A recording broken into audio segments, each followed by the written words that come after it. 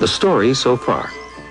Force depends both upon the mass a thing has and upon how much acceleration you want to give it. Since acceleration refers to rate of change of speed, and since speed can be measured in meters per second, acceleration is measured in meters per second per second. And now, gravity. If you sit under an apple tree for long enough, this is what is bound to happen.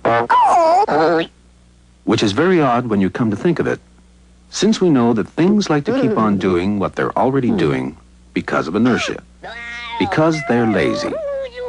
So why did the apple fall down? Aren't apples lazy? This is the problem that puzzles Sir Isaac Newton nearly 300 years ago. The apple was hanging perfectly happily by its stem from a branch of the apple tree. But there comes a time in the life of every apple when it's grown to such a size and such a mass that its stem can no longer exert enough force to hold it up. And it... Hang on a minute. This looks like a tug-of-war. The stem is pulling the apple up, while another force is trying to pull the apple down. What other force? Well, it must be the force of gravity. That's why things fall down, isn't it? Because gravity pulls them down. Yes, but why? What is gravity? Why does it pull things down? That's the question that had Newton guessing until he saw the apple fall and suddenly realized that all objects in the universe attract all other objects to some extent, but to such a small extent that we don't usually notice any movement. But the more mass objects have, the more they attract each other. Yes, we know that the apple hasn't got much mass, but the Earth has.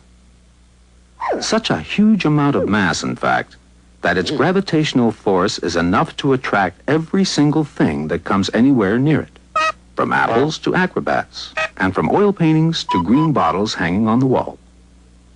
Once the force of gravity exerted by the Earth exceeds the force that is holding the object up, down it comes. But just how strong is gravity? Exactly how much force was there trying to pull the apple down from the tree? Well, let's work it out. We know that force equals mass times acceleration. So the force of gravity must equal the mass of the apple, say 100 grams, times the acceleration of the apple. But do falling apples accelerate? Do they go faster and faster the longer they fall? Try sitting under a very tall apple tree, and you'll soon find out. In fact, scientists have calculated that the rate of acceleration at which every object falls to the Earth is roughly 10 meters per second per second. This applies to everything: acrobats, oil paintings, green bottles, and apples, of course. So we can now finish our calculation. The force of gravity pulling the apple down is 100 grams times 10 meters per second per second. And if you want to stop the apple falling, your hand must balance this exactly by pushing the apple up with an equal force. Amazing how complicated a simple little thing like holding an apple in your hand can be, isn't it? Let's simplify it. In honor of the man holding the apple, let's call a force that accelerates 100 grams at 10 meters per second 1 Newton.